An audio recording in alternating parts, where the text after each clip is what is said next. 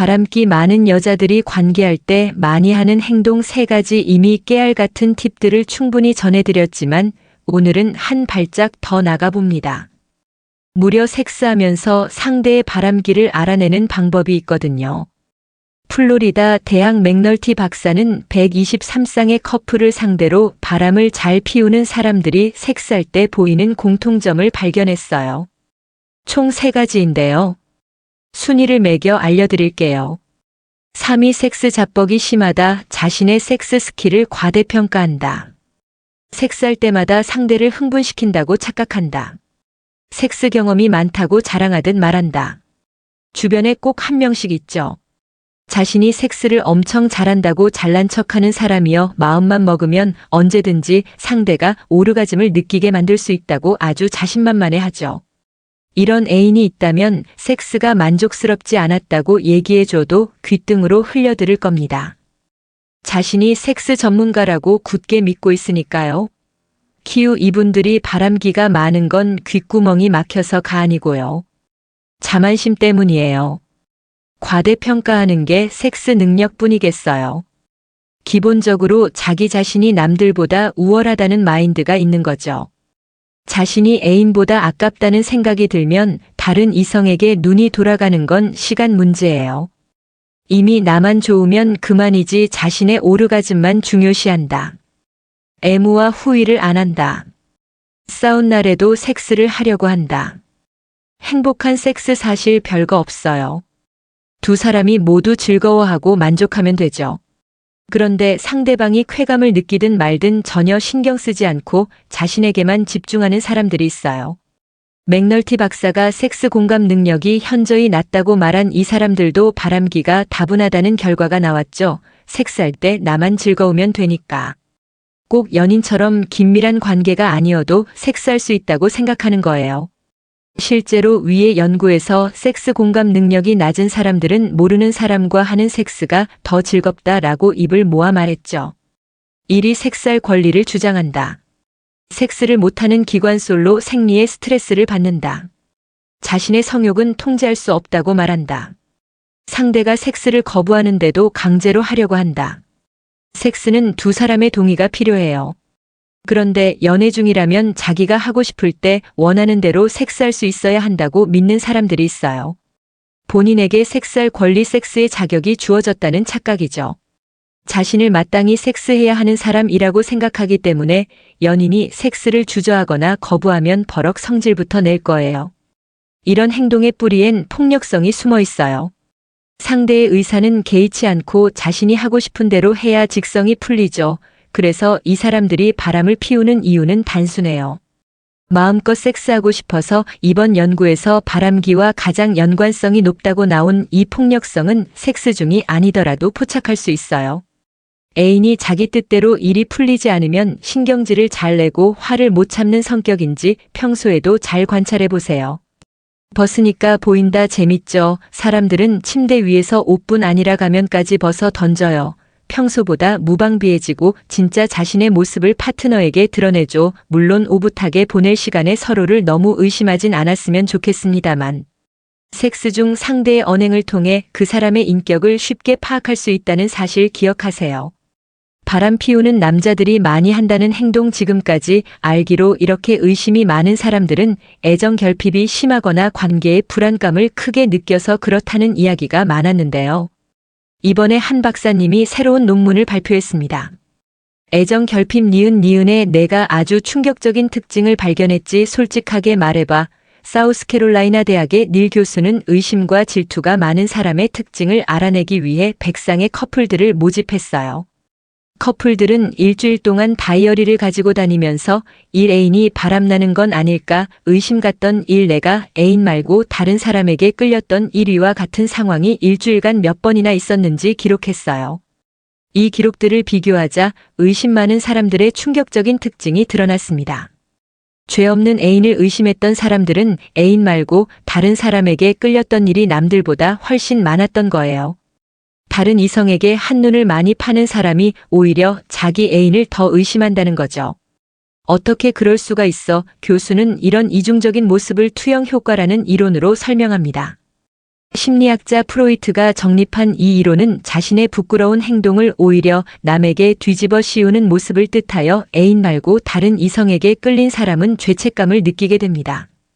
그럼 이 죄책감을 없애보려고 오히려 죄 없는 애인을 몰아붙이기 시작하죠. 혹시 너도 바람 피우는 거 아니야? 하고 말이에요. 그렇게 몰아붙이면서 어떻게든 작은 꼬투리라도 잡고 나면 꼭 내 잘못이 쌤쌤이 된 것 같은 기분을 느낄 수 있기 때문이에요.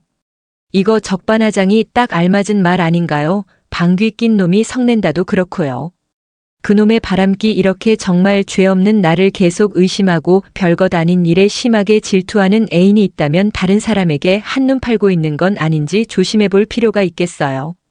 매일 나를 의심할 땐 언제고 바람을 피우고 있을지도 모르잖아요.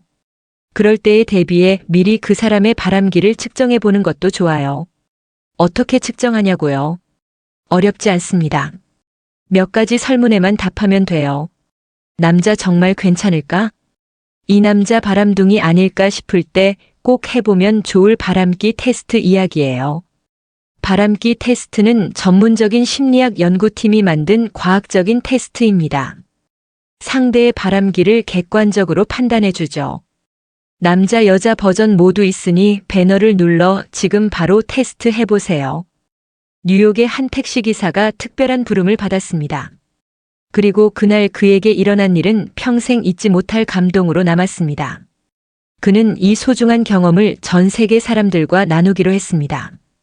여느 때와 같이 콜택시 요청을 받고 해당 주소로 차를 몰고 갔습니다. 도착해서 경적을 울렸지만 아무도 나오지 않았어요. 또 한 번 경적을 울렸지만 여전히 아무런 기척이 없었죠.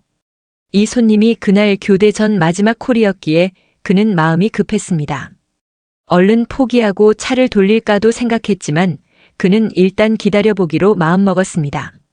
초인종을 누르자 노쇠한 노인의 목소리가 들려왔습니다.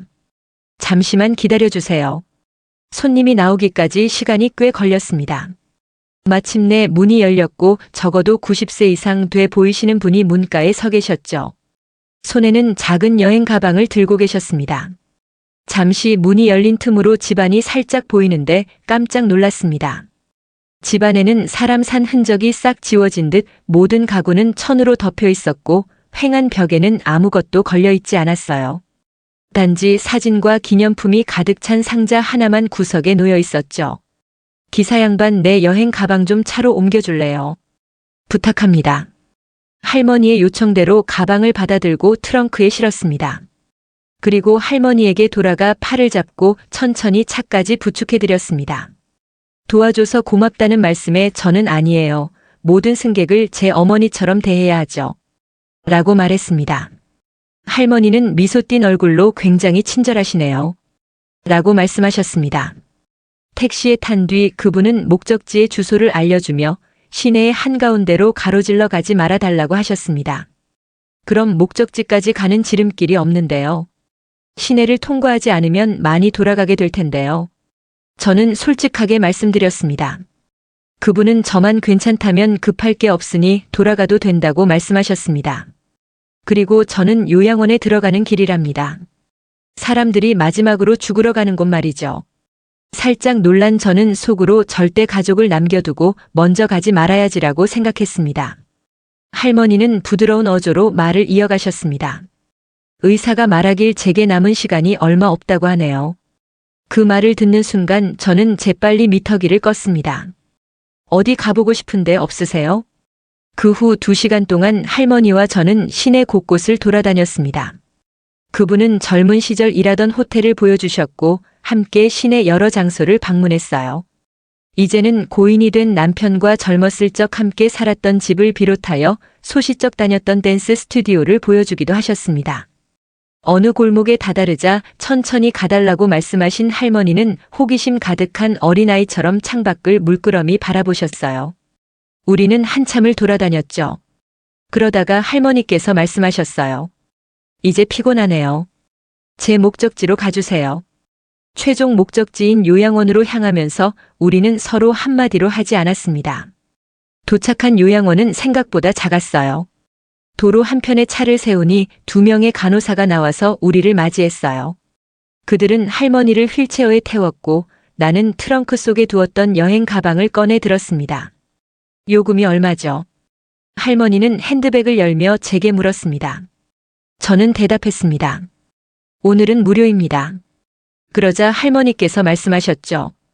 그래도 이 사람아 생계는 꾸려나가야지. 저는 웃으면서 답했습니다. 승객은 또 있으니까 괜찮아요. 한순간의 망설임도 없이 나는 할머니를 꼭 안아드렸고 그분 역시 저를 꼭 안았어요. 이 늙은이의 마지막 여행을 행복하게 만들어줘서 고마워요. 두 눈에 눈물이 가득 고인 채 할머니는 제게 말씀하셨습니다. 악수를 한 뒤 할머니가 건강하길 빌며 저는 택시를 몰고 길을 떠났습니다. 교대 시간을 훌쩍 넘겼지만 저는 정처 없이 차를 몰고 도시로 돌아다녔죠. 누구하고도 만나거나 말 붙이고 싶지 않았어요. 제가 오늘 손님을 태우지 않았더라면 어땠을까요? 그분 집 앞에서 경적 한 번에 그만 포기하고 차를 돌렸다면 그날 밤 일은 인생을 살며 제가 해온 것 중에 가장 뜻깊은 일 중에 하나였습니다. 정신없이 바쁜 삶 속에 우리는 종종 크고 화려한 순간에만 집중합니다. 더 크게, 더 빨리, 더 멀리. 하지만 정작 인생의 의미 있는 순간은 조용하고도 사소합니다. 여유를 가지고 그런 순간을 만끽하면 어떨까요? 나는 매일 얼마나 바쁘게 살고 있을까? 바쁘다는 이유로 인생의 소중한 의미를 놓치고 살아온 것은 아닐까? 경적을 올리며 재촉하기 전에 인내심을 가지고 기다려야 합니다. 정말 중요한 무언가가 당신을 기다리고 있을지도 모릅니다.